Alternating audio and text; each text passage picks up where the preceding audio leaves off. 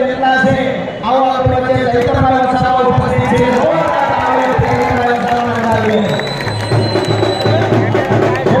સુધીરભાઈ વાઘાણી પણ આપણી વચ્ચે ઉપસ્થિત છે જોરદાર તાળીઓથી સુધીરભાઈને વધાવીએ આપણી મૂળ વાત ઉપર આવીએ કે પરેશભાઈએ આગાહી કરી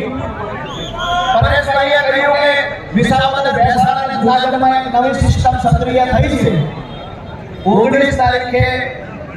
વાવાઝોડા રૂપે ભાજપના કાર્યાલય ઉપર અસર જોવા મળશે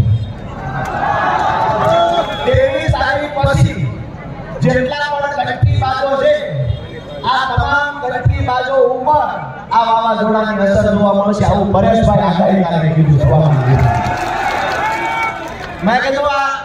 વાવાઝોડાના અસર માત્ર જુનાગઢ પૂરતી રહેશે અમે કે તેવી પછી ગુજરાતના જ્યાં જ્યાં કટકી બાજો છે આ તમામ જગ્યાએ આની અસર જોવા મળશે આપ સૌને મિત્રોએ વિનંતી કરવા જોઈએ કે ગુજરાતની અંદર સૌરાષ્ટ્રની અંદર ખેડૂતો માટે જ્યારે પણ કોઈ ખેડૂતોના ફોન આવ્યા છે ખેડૂતો સાથે અત્યાચાર અન્યાય થયો છે ત્યારે ખેડૂતનો ભાઈ બની દીકરો બની અને કાયમ માટે એમની લડાઈને વેદનાને વાચા આપી છે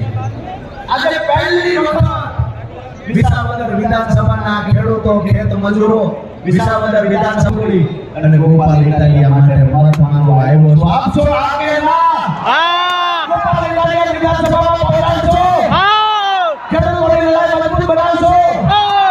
આવનાર સમયમાં વિસાવદર ગુજરાતમાં એક પ્રતીક સાબિત થશે હા વિશ્વની સૌથી મોટી પાર્ટીને ઘર ભેગી કરવાનો પાયો વિસાવદરમાં નખાશે એક છેલ્લી